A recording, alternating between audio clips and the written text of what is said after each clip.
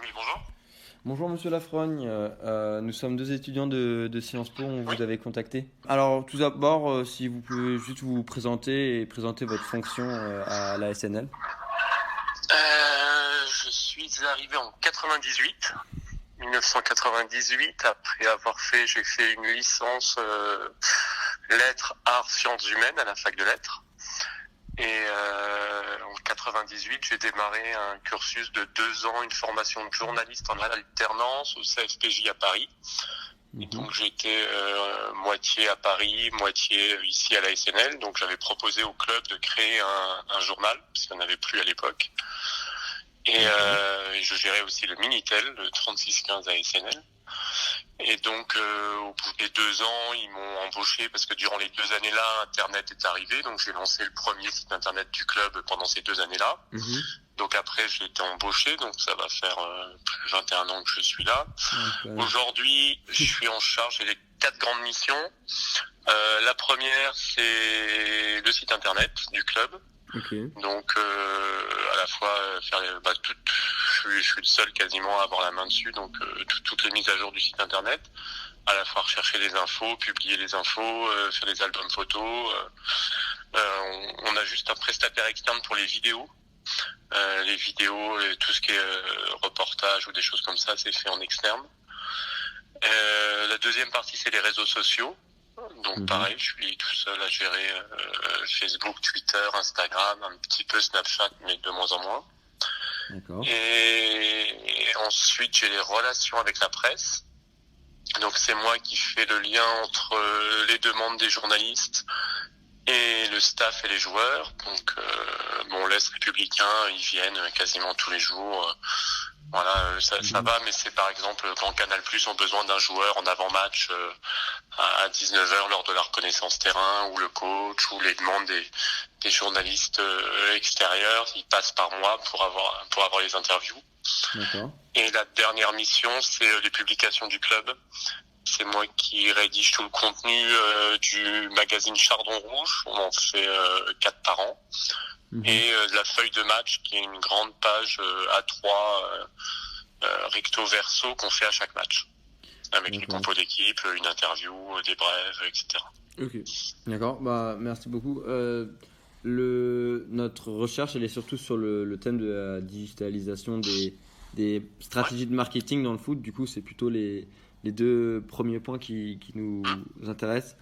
Du coup, est-ce que c'est un peu général, mais comment vous pensez les clubs de foot utilisent-ils la technologie numérique pour augmenter leurs revenus? Est-ce qu'il y a...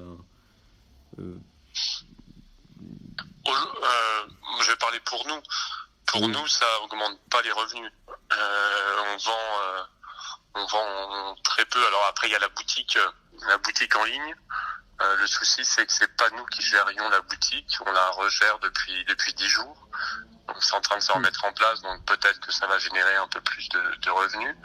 Mais sur le site internet, on n'a pas de pub. Et les réseaux sociaux, ça rapporte rien pour le moment, pour nous. Hmm. C'est plus une question d'image. Oui, voilà. De fidéliser une communauté, de recruter de nouveaux supporters, d'inciter les gens à venir au stade. Du coup, Mais c'est y a... quand même une espèce de stratégie de marketing dans ce sens. Si vous essayez de former une image que les supporters après qui vont Oui, récompenser. c'est plus ça, oui, c'est de les informer, de donner un petit côté familial au club, voilà.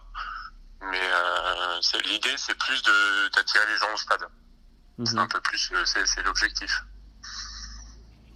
Et du coup, quand on pense en fait aux stratégies de marketing dans le football, on pense souvent à un rayonnement très international des grands clubs européens. Du coup, on voulait vous demander quelle est, pensez-vous, la différence la plus importante entre les stratégies de marketing digital des plus grands clubs européens et celle d'un club de Ligue 2 comme la SNL Nancy? Bah, il y Est-ce a que c'est déjà les comparable? moyens. Non, non. J'ai le bon exemple, c'est que la semaine dernière, on était réunis tous les community managers de Ligue 1, Ligue 2 à Paris par la Ligue. Donc on a été chez Facebook, Twitter, et le matin chez Facebook, ils nous ont expliqué comment créer une boutique sur la page Facebook en récupérant le flux de la boutique pour vendre à l'étranger, etc. Ça intéressait les Girondins de Bordeaux, l'AS Monaco, le PSG, certains l'avaient déjà. Mais nous, tous les clubs de Ligue 2, il y en avait quasiment aucun qui était partant pour partir sur des choses comme ça, parce que c'est des choses qui ont un coût aussi. Dès qu'on veut faire recruter des nouveaux fans sur les réseaux sociaux, pour faire des campagnes de pub, pour faire des campagnes, tout ça, ça a un coût. Et nous, aujourd'hui, on a très peu de budget pour tout ce qui est réseaux sociaux, sites internet, pour faire de la pub. On en fait juste un peu pendant la campagne d'abonnement. Mais c'est tout. Alors que d'autres clubs, là, on a vu des clubs comme Monaco, ils mettent régulièrement de l'argent pour promouvoir un match sur les réseaux sociaux, pour développer leur audience à l'étranger, pour créer des pages supplémentaires dans d'autres langues, etc. Mais nous, on s'est renseigné aussi pour faire une version anglaise du site, pour un peu. Et ça coûte assez cher de traduire. Parce que on peut pas le faire en interne. On s'est renseigné auprès des autres clubs, Marseille, Nice, etc. Et il faut que ce soit un Anglais qui le fasse, sinon ça se sent. Et ça coûte de l'argent et on peut pas investir. Mais on n'a pas aujourd'hui les moyens pour investir et se développer sur d'autres marchés. Et du coup, vous pensez quand même que la digitalisation de l'AS Nancy permet au club d'attirer plus de sponsors et de supporters, et surtout supporters à l'étranger peut-être? Est-ce que vous êtes plus concentré sur le local? Aujourd'hui, on est surtout concentré sur le local. À l'étranger, aujourd'hui, il y a peu de chances qu'un supporter qui habite en Espagne ou en Italie ou en Angleterre ou en Allemagne vienne spontanément nous suivre et nous supporter. Il y a, à part si on a un joueur, le jour où on va recruter un joueur, je sais pas, un Biélorusse, comme on a eu Chernik, où là on va peut-être pouvoir toucher une partie de leur communauté, comme avait fait Ajaccio quand ils ont pris le gardien de l'équipe du Mexique, Ochoa.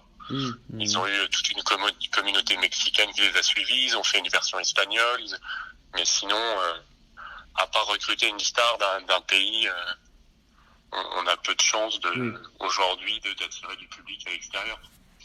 Déjà, les clubs de Ligue 1, ils ont beaucoup mal. Aujourd'hui, les gens, ils suivent le Real, le Barça, Liverpool, un club de D2 française. Je pense qu'il faut déjà se focaliser sur le régional. Du coup, à qui s'adressent les moyens de marketing digital du club? Donc, vous nous avez dit plutôt aux fans locaux, donc j'imagine que c'est plutôt l'agglomération de Nancy. Oui, quand on fait des campagnes, c'est Nancy et une quarantaine de kilomètres autour.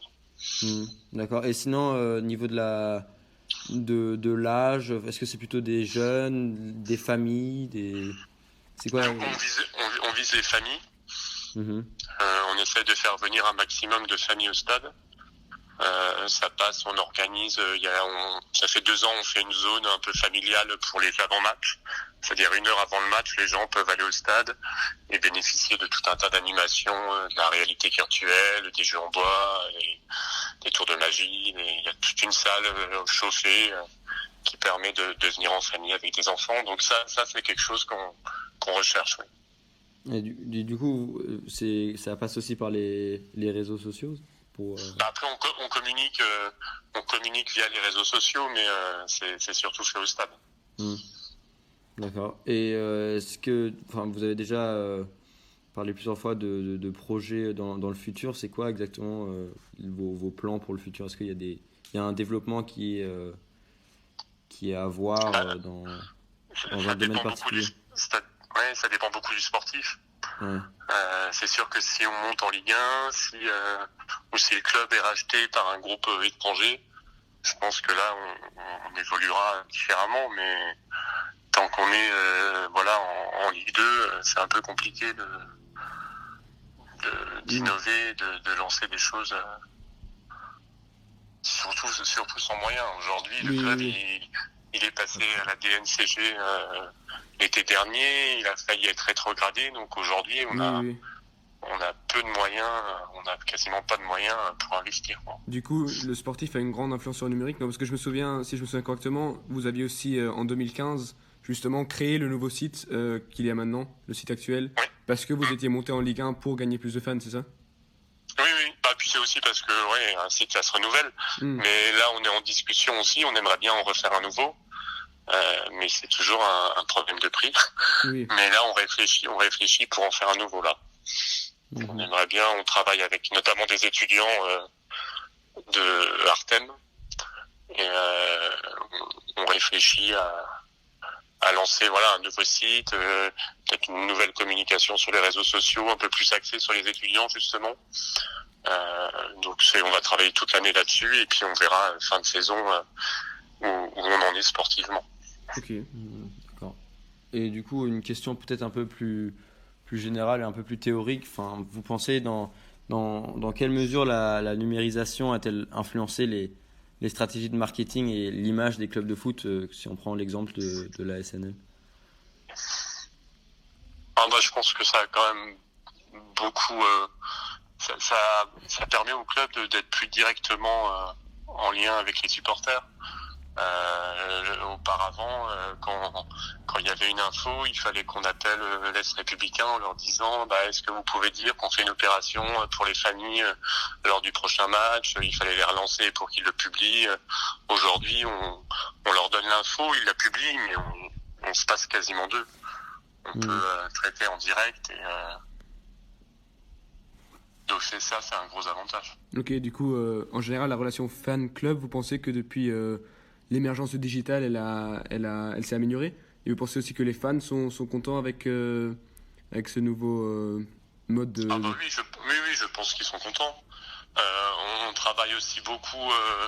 On a un système de cartes où les gens dorénavant ont un pass et ils achètent leur place via ce pass. C'est-à-dire qu'aujourd'hui, avant, quand il y avait, je me souviens, un Nancy-Marseille ou un Nancy-PSG au stade, il y avait des files d'attente de 3 heures pour avoir des billets. Aujourd'hui, les supporters ont leur pass avec leur code, ils vont sur notre site internet, ils entrent leur pass et ils commandent directement leur place sans se déplacer au stade. Il n'y a plus besoin d'aller à la billetterie, tout se fait informatiquement. Donc je pense que ça aussi c'est un gros avantage pour les supporters. D'accord. Encore une question Sinon, est-ce que vous pensez peut-être que, même si en général les fans sont contents, est-ce que c'est possible qu'il y ait peut-être une tranche de fans plus traditionnelle qui soit mécontent avec le changement du club? Après, il y a toujours... la personne qui n'a pas Internet peut toujours venir au guichet. On n'a pas fermé pour autant les guichets au stade. Les deux formules cohabitent sans souci. Les personnes qui après avaient surtout l'information via la PQR continuent à l'avoir puisque ça n'a pas changé. Donc je pense que c'est plus un plus, la digitalisation. Et ceux qui sont pas encore connectés, ils peuvent s'en passer sans souci, quoi. Ok, merci beaucoup.